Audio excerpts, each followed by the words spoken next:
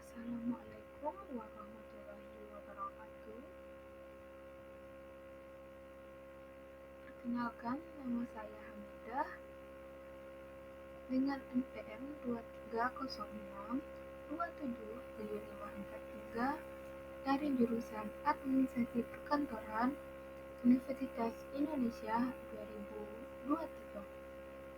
Pada kesempatan kali ini, saya akan menyampaikan pendapat saya mengenai kasus pelecehan seksual yang dilakukan oleh oknum bupati berdasarkan Pancasila dan filsafat.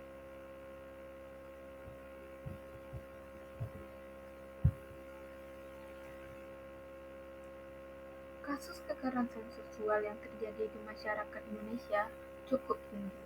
Tercatat, kekerasan seksual paling besar terjadi di rumah, di kantor, dan di sekolah, dan di lingkungan masyarakat.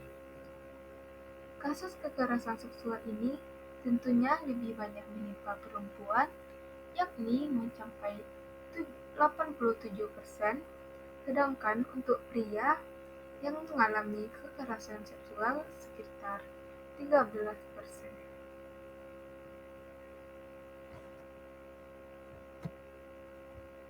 Sudahkah tahu apa itu kekerasan seksual? Kekerasan seksual adalah tindakan atau perilaku yang melibatkan paksaan atau memaksa terhadap seseorang untuk melakukan tindakan seksual tanpa persetujuan atau izin dari korban tanpa memandang status hubungan dengan korban. Apa sih dampak bagi korban? Ada beberapa dampak bagi korban. Di antaranya, yang pertama, dampak psikologis.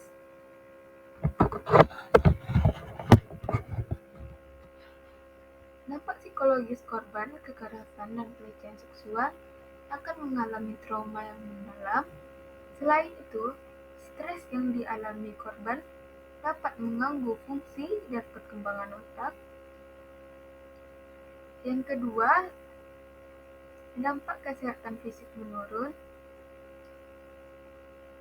Contohnya, terkena penyakit menular seksual atau PMS. Selain itu, korban juga berpotensi mengalami luka internal dan pendarahan. Pada kasus yang parah, kerusakan organ internal dapat terjadi. Dalam beberapa kasus dapat menyebabkan kematian. Yang ketiga, dampak sosial. Korban kekerasan dan pelecehan seksual sering dikucilkan dalam kehidupan sosial. Hal yang seharusnya dihindari karena korban pastinya butuh motivasi dan dukungan moral untuk bangkit lagi menjalani kehidupannya.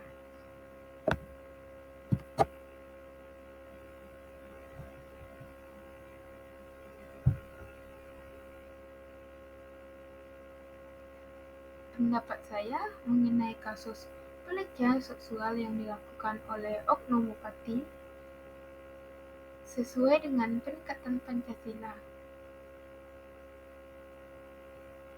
Karena yang pertama, tidak sesuai dengan sila pertama, karena tindakan yang dilakukan oleh oknum bupati dengan cara menikahi siri korban tidak menerapkan sila pertama, yaitu ketuhanan yang Maha Esa. Yang kedua,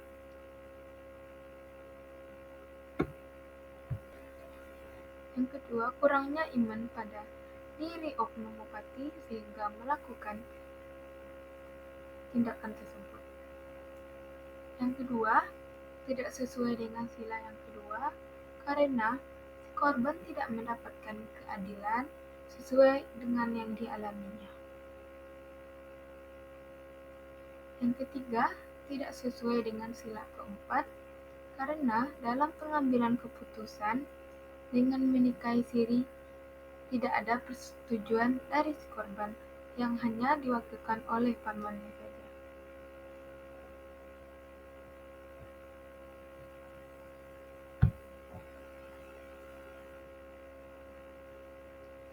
pendapat saya sesuai dengan pendekatan filsafat. Perilaku yang dilakukan oleh oknum bupati menyimpang sosial di masyarakat.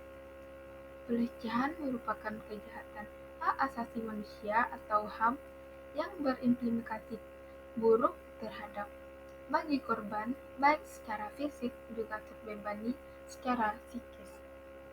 Dengan demikian, kekerasan seksual dapat dikatakan sebagai kejahatan HAM.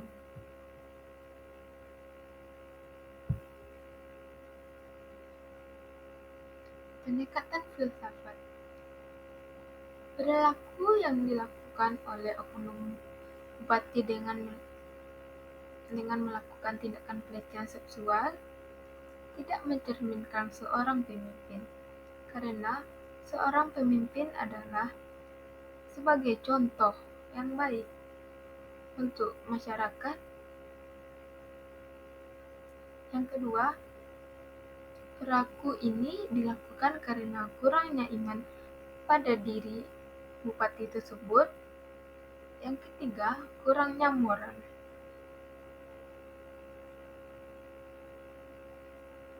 Solusi yang diambil oleh bupati dengan cara menikahi siri dengan mahar 1M tidak seimbang dengan trauma yang dialami korban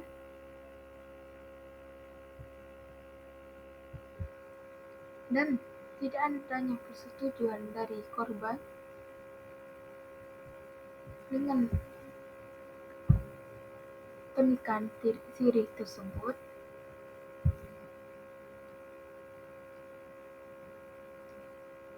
KUHP atau Kitab Undang-Undang Hukum Pidana yang mengatur tentang pelecehan seksual yaitu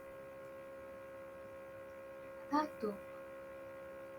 Tentang merusak kesusilaan dan kesopanan terdapat pada pasal 281, 282, 283, dan 283 bis.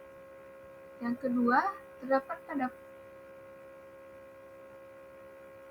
pasal 285, 286, 287, dan 288 tentang pemerkosaan.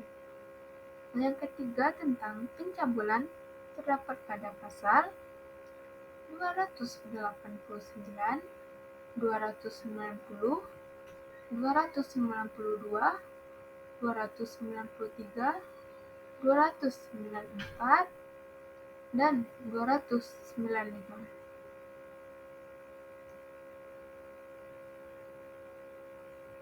Yang keempat, tentang memperdagangkan orang terdapat pada pasal 296, 297, dan 506. Yang terakhir, tentang pemaksaan aborsi terdapat pada pasal 299.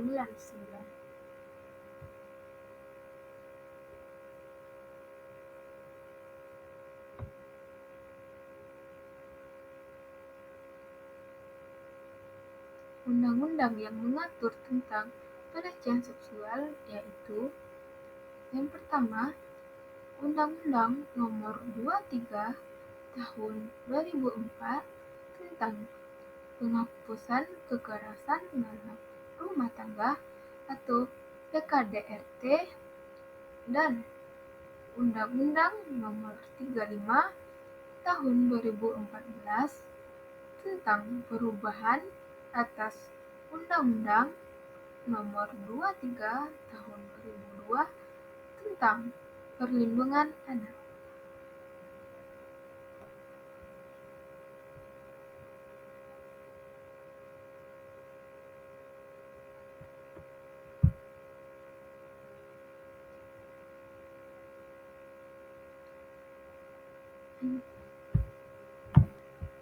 Cara menghindari terjadinya pelecehan seksual yaitu dengan selalu hati-hati dan waspada dengan orang-orang dan lingkungan sekitar Anda. Terima kasih. Hanya itu yang dapat saya sampaikan. Jika ada kekurangan dan salah, mohon maaf. Assalamualaikum warahmatullahi warahmatullahi wabarakatuh.